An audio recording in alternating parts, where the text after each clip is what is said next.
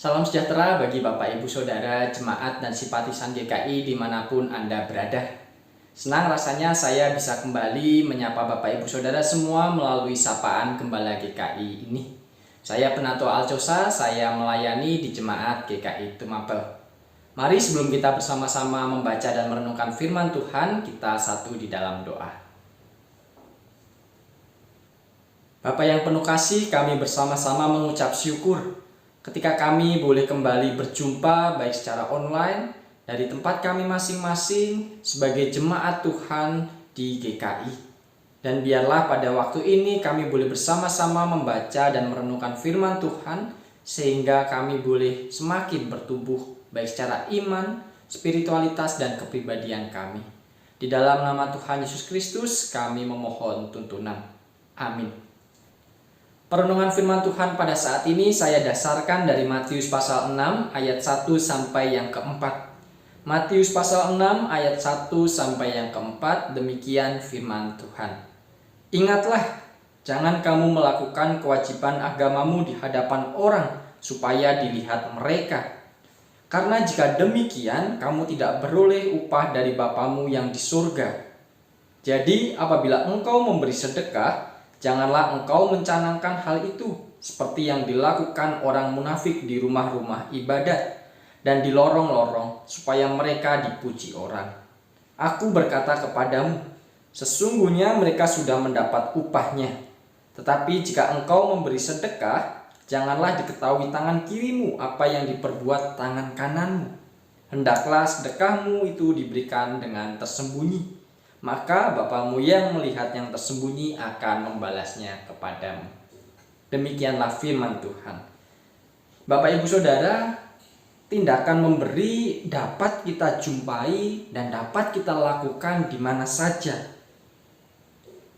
Baik itu memberi kepada orang yang sedang membutuhkan maupun kita memberi kepada yang sesungguhnya orang tidak membutuhkan pemberian kita.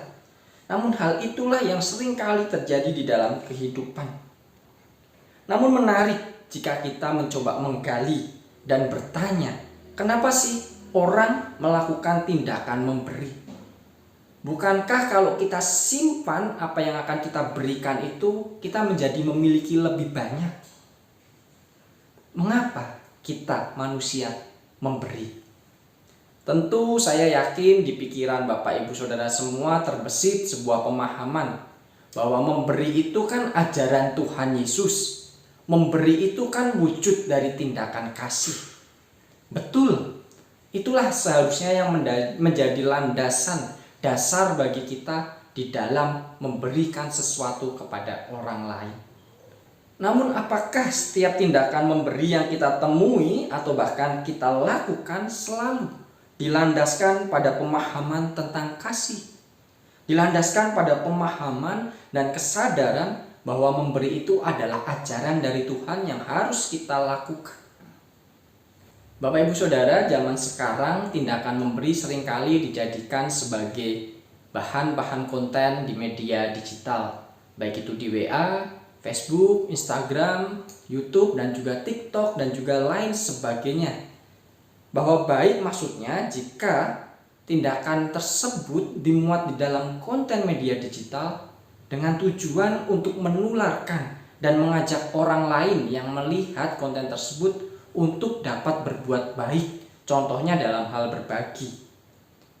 Namun bagaimana jika yang membuat konten itu memiliki maksud dan pemahaman yang lain? Misalnya seperti agar dirinya lebih eksis, agar dirinya mendapatkan citra baik dari masyarakat, dari orang lain, atau agar ia dapat menambah followernya, dan bahkan hingga ia memiliki tujuan agar ia mendapatkan AdSense atau imbalan berupa uang dari iklan-iklan yang masuk ke media-media digitalnya.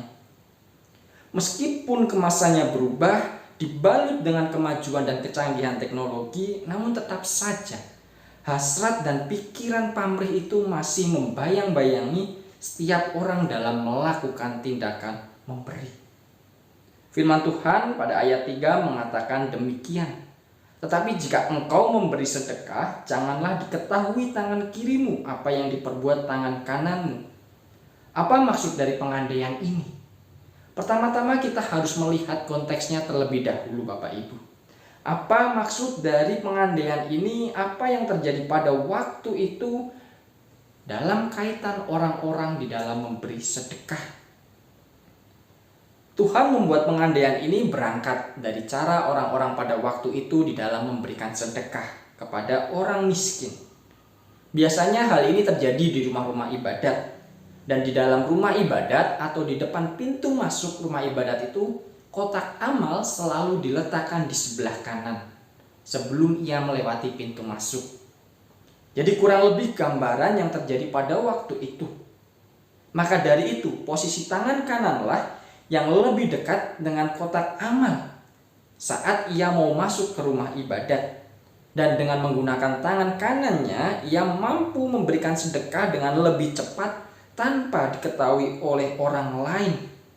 Ia mampu memberi dengan lebih cepat, disebutkan tanpa tangan kirinya mengetahui.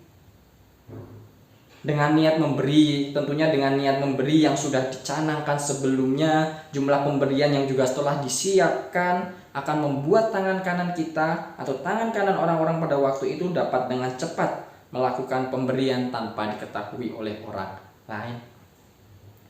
Bapak Ibu Saudara yang dikasihi Tuhan, perenungan firman Tuhan saat ini mengingatkan dan mengajak kita kembali untuk memurnikan niatan dan cara memberi kita. Bahwa di dalam tindakan memberi itu tidak boleh dilakukan secara asal betul.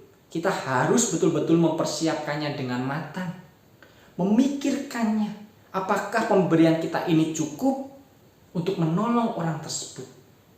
Apa yang akan menjadi pemberian kita haruslah kita siapkan dengan matang.